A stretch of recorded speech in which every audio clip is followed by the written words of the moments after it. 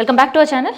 So ఫోన్పేలు, Google పేలు, 10 రూపాయల ఛాయ్ దగ్గర నుంచి 50,000 వరకు ఇంకా మించే అన్నీ కూడా ఆన్లైన్ పేమెంట్స్ జరుగుతున్నాయి. క్యాష్ ట్రాన్సాక్షన్ తగ్గింది.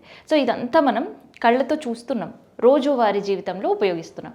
సో మనం ఏమనుకుంటున్నాం అంటే డిజిటల్ పేమెంట్స్ పెరిగాయి, క్యాష్ వినియోగం తగ్గిందని. కానీ దీనికి భిన్నమైన ఒక రిపోర్ట్ బయటకు వచ్చింది. సో ఎస్బీఐకి సంబంధించిన ఏరో ర్యాప్ అనే సంస్థ ఒక సర్వే చేసింది. ఆ సర్వేలో వాళ్ళు తెలిసింది ఏంటంటే డిజిటల్ పేమెంట్లు పెరుగుతున్నాయి కానీ క్యాష్ వినియోగం దానికంటే మించి పెరుగుతుంది. క్యాష్ చలామణి గత ఏడాదితో పోలిస్తే ఈ ఏడాది ఇంకా పెరిగింది. సో గత ఏడాది 29 లక్షల కోట్ల రూపాయలు ఉంటే ఈ ఏడాది ఏకంగా 40 లక్షల కోట్ల రూపాయల ట్రాన్సాక్షన్స్ జరుగుతున్నాయి.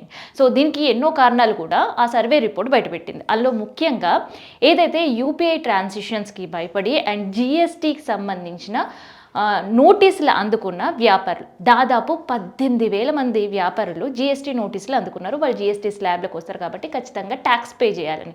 సో ఆ వార్త వచ్చిన తర్వాత, ఆ నోటీసులు అందుకున్న తర్వాత, అది వైరల్ అయిన తర్వాత చాలామంది డిజిటల్ పేమెంట్స్ కంటే కూడా క్యాష్ రూపంలోనే వ్యాపారం చేస్తున్నారు. సో అలాంటి వాళ్ళు పెరగడం అండ్ దాంతోపాటు వడ్డీ రేట్లు తగ్గడం అండ్ కఠినమైన జిఎస్టీ స్లాబ్స్ ఉండడంతో క్యాష్లోనే పేమెంట్స్ చేయడం బెటర్ అనుకుంటున్న వ్యాపారుల తీరు.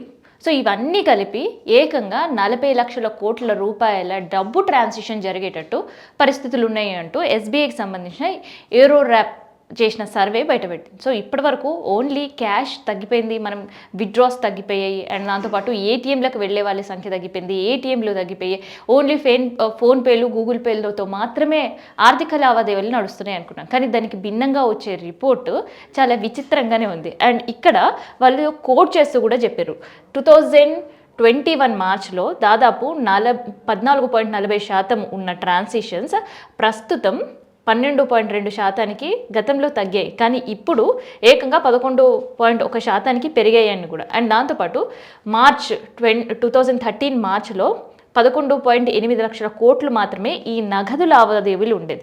ఆ తర్వాత 2016 మార్చికి వచ్చేసి 16.6 లక్షల కోట్ల రూపాయలకి అది పెరగడం జరిగింది. కోవిడ్ మనకు తెలిసిందే. సో కోవిడ్ వచ్చిన సమయంలో ఈ మనీ ట్రాన్సాక్షన్స్ చాలా వరకు దూరంగా ఉండే, ఓన్లీ ఫోన్పేలు, గూగుల్ పేలతో ట్రాన్సాక్షన్స్ నడిచాయి. సో ఆ సందర్భంలో మళ్ళీ తగ్గిన డబ్బు లావాదేవీలు అంటే 10 రూపాయలు, 20 రూపాయలు, 100 రూపాయలు, అప్పట్లో ఉండే 500 నోట్లు, సో ఇట్లా ఈ ట్రాన్సాక్షన్స్ అన్నీ కూడా గణనీయంగా తగ్గాయి. ఫోన్పే, గూగుల్ పేలకి, యూపీఐ ట్రాన్సాక్షన్స్కి బాగా అలవాటు పడిపోయారు. అందుకని ఆ ఇయర్ మాత్రమే నగదు చలామణి తగ్గింది. ఆ తర్వాత మళ్ళీ ఎన్నికల సమయంలో కావచ్చు అండ్ మిగతా జిఎస్టీ స్లాబ్లో వచ్చే వ్యాపారులు కంటిన్యూగా డబ్బుల లావాదేవీలపైన అండ్ చలామణిపైన ఆధారపడి ఉన్నారు కాబట్టి 40 లక్షల కోట్ల రూపాయల లావాదేవీలు 2026లో జరిగాయంటూ కూడా ఈ రిపోర్ట్ తెలిసిందనమాట. సో కోవిడ్ ప్రభావం తర్వాత నెక్స్ట్ ఇయరే 28.5 లక్షల కోట్ల రూపాయల నగదు చలామణికి పెరిగింది. కరెన్సీ జీడిపి రేషియో 2022లో సేమ్ అదే సినారియో కంటిన్యూ అవుతూ వచ్చింది. అంటే మనకి 2021లో 28.5 లక్షల కోట్లు ఉండేది, 2022కి వచ్చేసరికి అది కాస్త 30 లక్షల కోట్లకు చేరింది. ఆ తర్వాత ఆర్థిక సంవత్సరంలో చూస్తే 40 లక్షల కోట్ల రూపాయల నగదు చలామణి అవుతుంది. అంటే క్యాష్కి ఏమాత్రం క్రేజ్ తగ్గలేదు.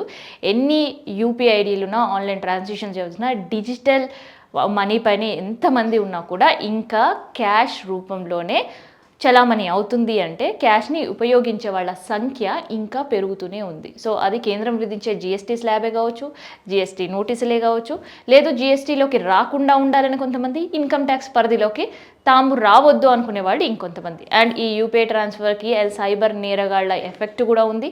అండ్ ఎన్నికల కోడ్ నియమావళి ఉండడం అండ్ ఎన్నికలు జరిగే సమయంలో కూడా పూర్తిగా క్యాష్ ట్రాన్సాక్షన్సే ఎక్కువ జరుగుతున్నాయి.